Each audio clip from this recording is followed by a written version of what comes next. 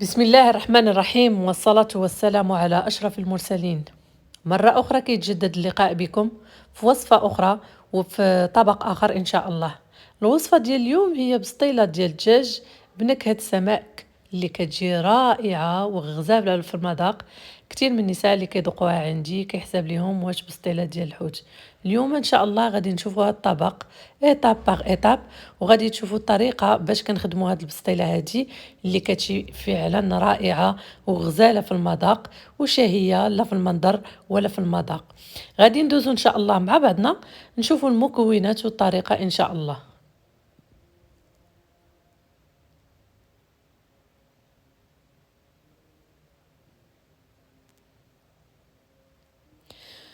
ومباشره غادي نخدم معكم.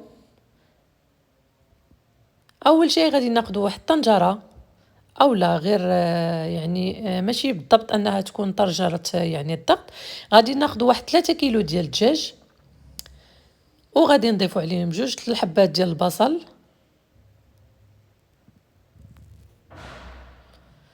هنا عندي صوص صوجا ثقيله، عندي 2 معالق كبار ديال صوص صوجا ثقيله، ما ديروش الخفيفه لانها هي اللي كتزيد نكهه اكثر واكثر. صوص ديال بواسون اولا زيت الحوت اولا صوص الباربيكيو، يعني عندها عده اسماء. وهنا عندي صوص ديال لي زويتر، صوص الباربيكيو درنا منها معلقه كبيره ومعلقه كبيره من صوص ديال لي زويتر. هادو بالضبط 3 المكونات هادو كيعطيو النكهه الدجاج واحد النكهه خطيره اللي فعلا ما كتعرفوهاش اشنا هي. هنا عندنا معلقه كبيره حتى معلقه ونص ديال العطريه ديال الحوت البيضاء. عندنا 6 الفصوص ديال الثوم،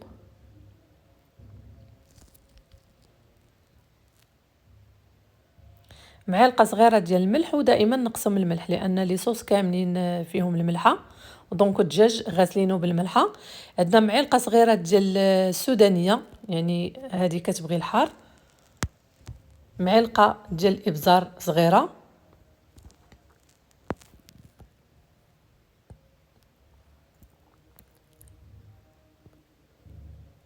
جوج معالق صغار ديال الباربيكيو اولا البابريكا عفوا تحميره،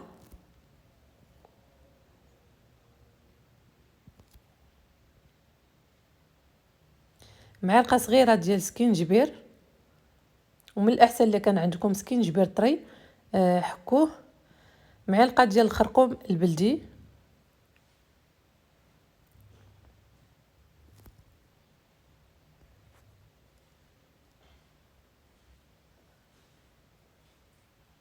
وهنا غادي نديرو تقريبا واحد الكاس ديال الماء، يعني كاس مع مرش ديال الماء.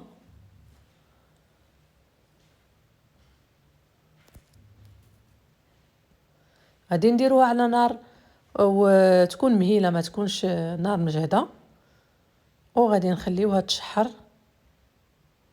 واحد شويه.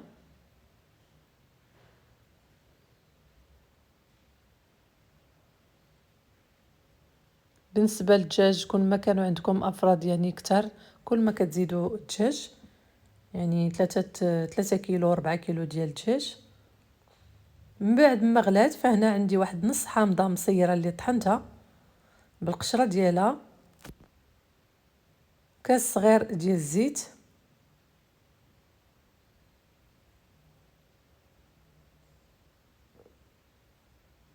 وكنعاودو نحركوه واحد شويه. فقط ما كنضيفوش الماء بصفه نهائيه، يعني فقط هذاك الكاس اللي ضفناه. وهنا غادي نخليوه يتشحر حتى يطيب لينا مزيان. من بعد كيف تشوفوا معنا في الصوره بان الدجاج ديالنا ها هو موجود، شوفوا اللون ديال الدجاج كيفاش ولا. غادي ناخذ واحد الاناء اللي غادي ننزلوا فيه الدجاج ونحطوه على جانب حتى يبرد. من بعد غادي نحيدوا له العظام وغادي نقطعوه صغير رقيق.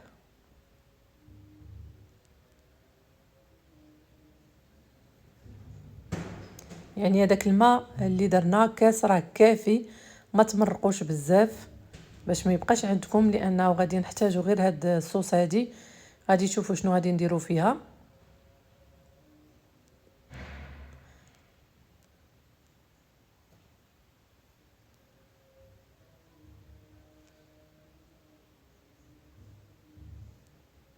شفتوا لاصوص كيفاش بقات؟ يعني داك شويه د لاصوص اللي بقى لاصوص خاتره.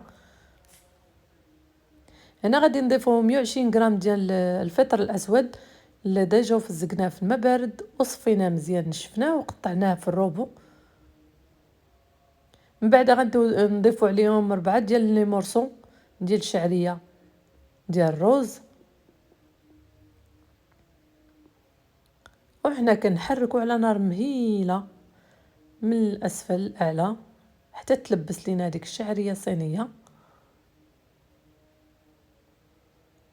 النار تكون مهيله غير بشوي بشوي حتى كتلبس لنا في داك الصوص اللي بقات عندنا.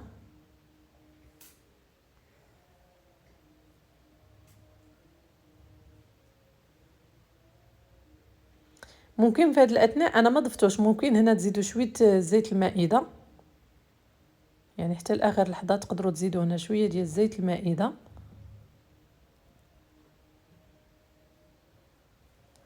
وغادي تبداو تحركوا هكا.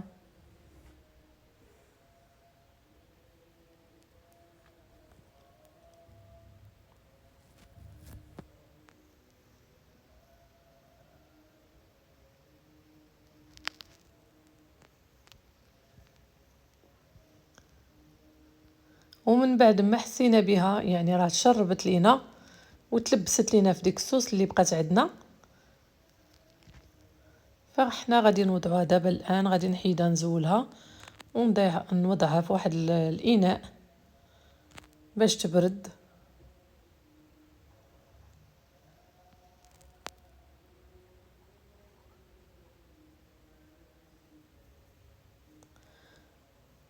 ودابا غادي ندوزو كيف نجمعوا البسطيله. غادي ناخذ البلاط ديالي اللي كنخدم فيه بسطيله،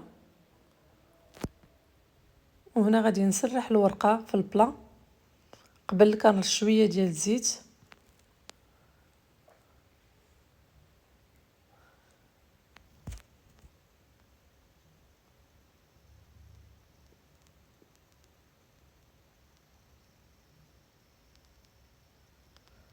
غادي نسرحوا الورقه على هذا الشكل هذا.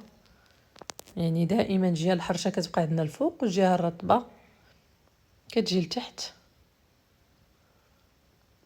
كنحاولوا اننا ندخلوا الورقه كل ما امكن لداخل ونخلو غير شويه اللي خارج على برا كيف كتشوفوا معنا في الصوره.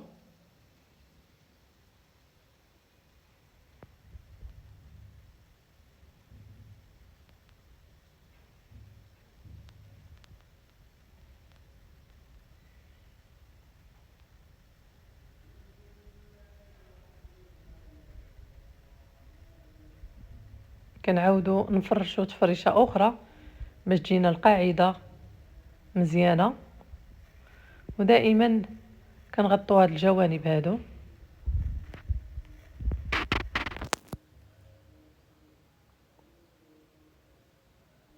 وكنرشوا بشويه ديال الزيت.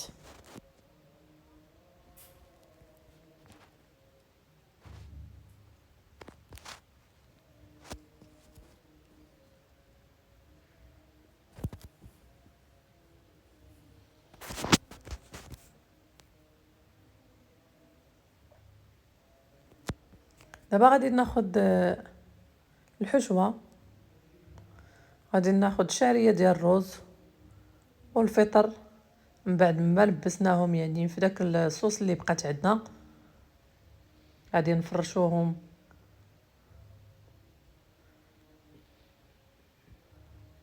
يعني في القاعده.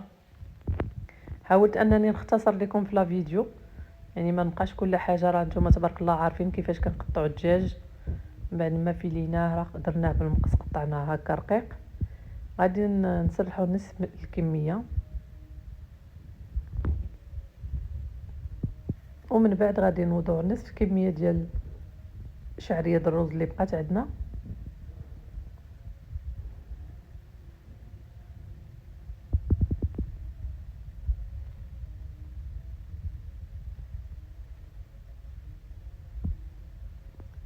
ومن بعد غنضيفو الدجاج اللي بقى لنا.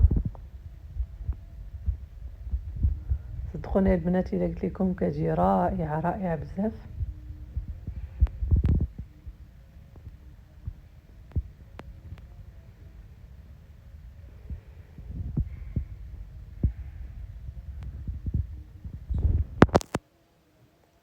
هنا غادي نبدا نلف الجوانب، كنجمع هذوك الورقات الاولين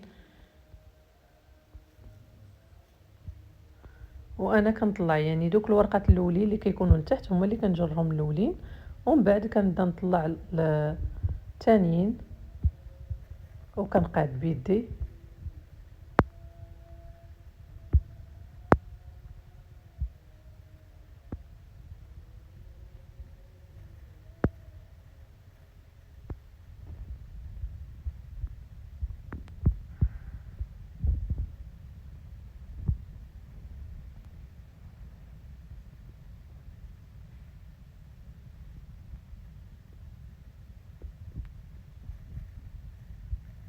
من بعد ما كنقادهم هنا غادي نجيب واحد الحبه ديال البيض، هي باش غادي نسد هاد الحواف وهاد الجوانب باش غادي نلمط البسطيله.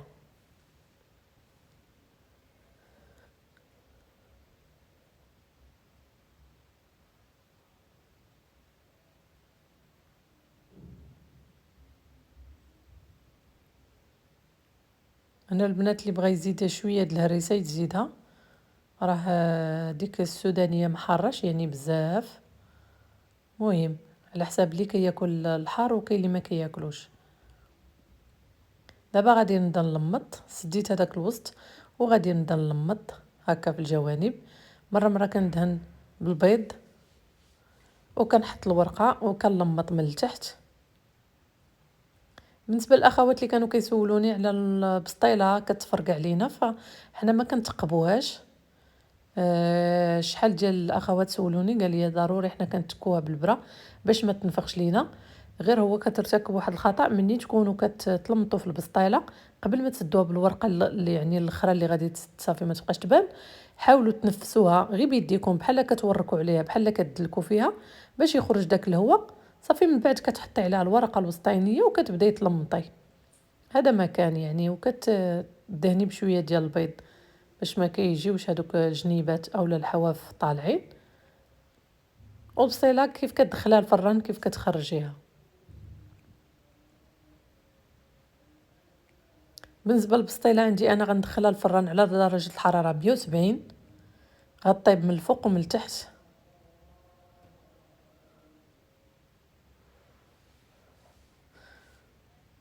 من بعد ما نكملوا فاحنا غادي ندهنوها، نحاولوا بعدا نسدوا دوك الحواف كاملين اللي كيبانوا باش ما يطلعوش لينا في الطياب. هنا غادي ندهنها بالزيت مزيان، الزيت اللي غادي يطيب فيه باش كتجينا ديك الورقه مقرمشه. والاخوات اللي كيسولوني على الزبده، راه ما كنستعملش الزبده في الورقه ديال البسطيله، دونك الزيت هو اللي كيخليها مقرمشه. وندوزو نتلاقاو في الشكل النهائي. هذا هو الشكل النهائي. انا زينتها بشويه ديال الكنافه محمره مع الزيت وشويه ديال الهريسه. من طبيعه الحال ضفت ليها فخوماج غابي مع موتزاريلا، قطع ديال الحامض، وفخوماج الاصفر قطعته شرائح. بصراحه جات غزاله بزاف، نتمنى انكم تجربوها. مره اخرى غادي نذكركم ما تنسوناش من لي لايك ديالكم ومن تعاليق زوينه باش تزيدوا تحفزونا ونعطيكم اكثر فاكثر. بارطاجيو مع العائله والاصدقاء، وان شاء الله في فيديو اخر، الى اللقاء.